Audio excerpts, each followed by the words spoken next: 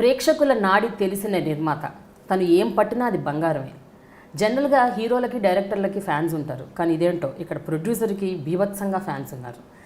అంతేకాకుండా తను చేసే ప్రతి సినిమాకి సంబంధించి తనకు ఒక జడ్జ్మెంట్ ఉంటుంది. ఆ జడ్జ్మెంట్ గురించి తెలుసుకుంటే మనకే ఆశ్చర్యం వేస్తుంది, అసలు ఎలా చేస్తారు అని అనుకుంటుంటాం. జాతీయ అవార్డు గ్రహీత, సక్సెస్ఫుల్ అండ్ మోస్ట్ హ్యాపెనింగ్ దిల్లున్న దమ్మున్న producer Dil Raju is in my special show dialogue with Prema only on iDream. Hi sir, how are you? Good. అంటే జనరల్గా ఇట్స్ వెరీ డిఫికల్ట్ ఈ రోజుల్లో. అంటే ఒకప్పుడు అంటే నిజంగా దర్శకులు ప్రొడ్యూసర్స్ సంవత్సరానికి 3-4 తీసేవాళ్ళు. బట్ ఈ రోజుల్లో దే ఆర్ టేకింగ్ టైం, ఒక 1-2 years ఒక సినిమా అట్లా వస్తుంది. మీరు అసలు 14 years స్పాన్లో 25 movies, that to 90% success rate. Success percentage 80. Okay. అంటే ఫస్ట్ 6 years ఇయర్కి ఒకటే ఫిలిం చేశాను, అప్ టు పరుగు. After that yearly 2 movies start అయ్యాయి. సో యావరేజ్గా అలా 2 అవ్వడం వల్ల 14 yearsలో 25 films టచ్ చేయగలిగాను. ఎప్పుడైనా ఈ 25 filmsలో అయ్యో ఈ సినిమా నేను చేయకుండా ఉండాల్సిందే అని అనుకున్న సినిమా అని ఉందా అండి? అంటే ఇప్పుడు అవుట్ ఆఫ్ 25లో ఒక 6 filmsకి రిజల్ట్ రాలేదు. So many reasons. అంటే రిజల్ట్ రాలేదు కదా అని నేను ఎప్పుడు ఒకటే చెప్తాను, ఒక సినిమా సక్సెస్లో అందరం ఎలా అయితే కీ రోల్ పోషిస్తాము, ఫెయిల్యూర్లో కూడా అందరిదే. ఇప్పుడు ఒక డైరెక్టర్ నాకు కథ చెప్తేనే నేను సినిమా తీశాను, సో అది నాకు నచ్చితేనే నేను సినిమా తీశాను. సో ఇస్ ఫెయిల్యూర్లో నా రోల్ ఎక్కువ తీసుకుంటాను, సక్సెస్ కంటే ఫెయిల్యూర్లో ఎక్కువ నా రోల్ ఉంటుంది. ఓకే. బికాజ్ ఆఫ్ నా జడ్జిమెంటే కదా అది. బట్ రీజన్స్ ఏదైనా కావచ్చు. దాంట్లో అన్ని సినిమాలలో ఫెయిల్యూర్స్లలో ఎక్కడో మేము అది సక్సెస్ చేయడానికి అవకాశాలు ఉండే, అది ఇంకా కొంచెం జాగ్రత్త పడితే సక్సెస్ అవుద్దేమో. కానీ అక్కడ ఉండే 2-3 మైండ్స్, డెసిషన్ తీసుకునే 2-3 మైండ్స్ ఏవైతున్నాయో అక్కడ ఒక్కొక్కరిది అభిప్రాయం ఒక్కొక్కలాగా ఉన్నప్పుడు ఇంకా ఫార్వర్డ్ వెళ్ళిపోతాం. So will wait for result అన్నట్టు. సో అలా ఆ 6 filmsలో ఒక 2-3 films అయితే డెఫినెట్గా సక్సెస్ అవ్వడానికి అవకాశం ఉన్న సినిమాలు ఉంటాయి. అవునా? ఏంటండి అవి?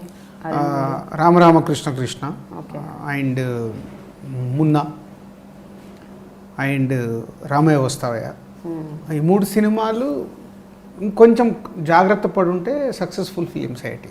సో రామయ్య వస్తావయ్యకి అయితే ఇది మా టైం వల్ల, యాక్చువల్ రెబల్ రిలీజ్ కాకంటే ముందు మా కథ వేరు. ఓకే.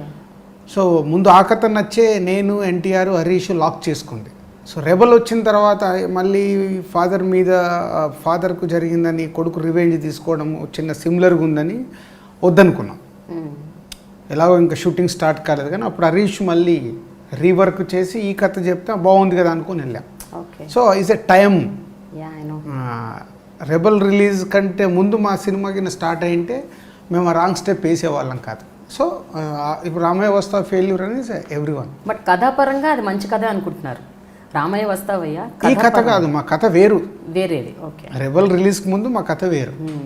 జనరల్గా దిల్ రాజు గారు ఒక విషయం చెప్పండి, మీరు తీసిన ఈ 25 moviesలో అంటే మీరు అన్నట్టు 6 సినిమాలే ఫెయిల్ అయ్యాయి.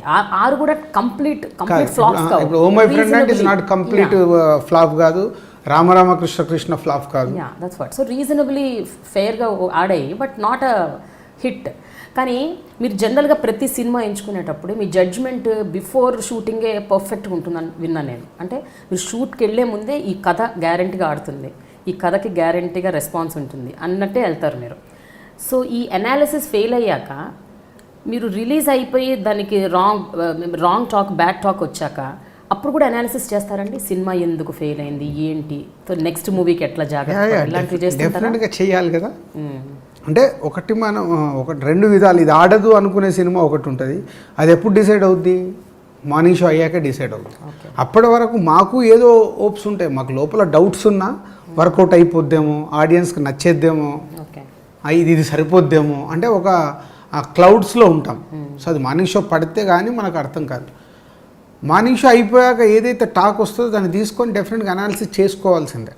ఏమనుకున్నాము, ఇది అనుకున్నాము, ఇది చేసుంటే బాగుండేది, ఇది తప్పు చేసాం, నెక్స్ట్ టైంలో ఇలాంటి మిస్టేక్ చేయకూడదు, స్ట్రిక్ట్గా ఉండాల్సిందే. అది డైరెక్ట్తో కానీ ఇంకా ఎక్కడ ఇలాంటి డిస్కషన్ వచ్చినా నేను నా ఒపీనియన్స్ ఎలా అయితే ఉంటే దాని మీద స్ట్రాంగ్ ఉండాలి అని వెళ్ళాల్సింది ఉంటుంది. సో అదే రివ్యూ చేసుకోవాలి. జనరల్గా ఒకప్పుడు రామానాయుడు గారు, అశ్విని దత్ గారు, అల్లు అరవింద్ గారు, సురేష్ బాబు గారు ఇలాంటి ప్రొడ్యూసర్స్ని ఒక గౌరవంగా, ఒక మర్యాదగా, ఒక రెస్పెక్ట్తో చూసేవారు. పోను ఆ రెస్పెక్ట్ తగ్గిపోయింది ప్రొడ్యూసర్స్లో. ప్రొడ్యూసర్స్ అంటే ఎంతసేపు డబ్బు పెట్టేవాళ్ళు, లేకపోతే రియల్ ఎస్టేట్లో డబ్బులు మిగిలితే ఆ డబ్బుల్ని సినిమాలకు పెట్టేవాళ్ళు. ఇలా ఒక టాక్ వచ్చింది. ఈ టైంలో మీకు అగైన్ ద సేమ్ స్టేచర్ వచ్చింది. మళ్ళీ మిమ్మల్ని ఈరోజు రామానాయుడు గారితో, సురేష్ బాబు గారితో, అల్లు అరవింద్ గారితో అలాంటి గొప్ప గొప్ప ప్రొడ్యూసర్లతో మిమ్మల్ని కంపేర్ చేస్తున్నారు జనం. How do you feel that అండి? How do you take it? అంటే మీ చెవులో కూడా పడ్డాయా ఇలాంటి? అంటే అవన్నీ కామన్ అండి. సో ఇప్పుడు సక్సెస్లో ఉన్నప్పుడు ఇవన్నీ వస్తాయి.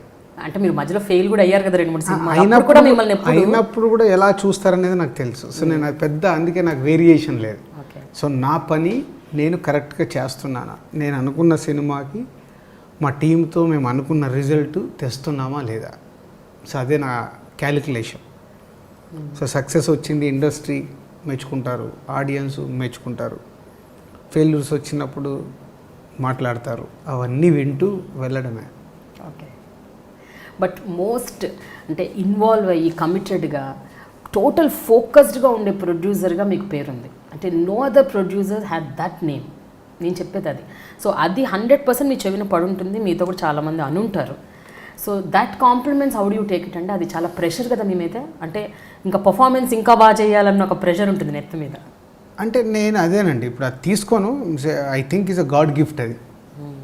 ఎక్కడో ఒక పల్లెటూరు నుంచి స్టార్ట్ అయిన నా లైఫ్ సినిమా ఫీల్డ్లోకి రావడం, డిస్ట్రిబ్యూటర్గా స్టార్ట్ అవ్వడం, ప్రొడ్యూసర్గా స్టార్ట్ అవ్వడం, సక్సెస్ఫుల్ ప్రొడ్యూసర్ అవ్వడం.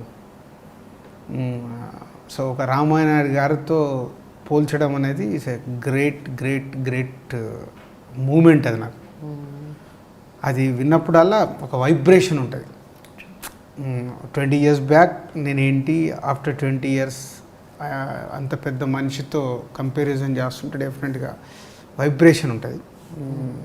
పోతే సేమ్ టైం అది తీసుకుంటే ఎక్కడ చెడిపోతానని కూడా భయం ఉంటుంది. సో అందుకే నేను తీసుకోను. ఓకే.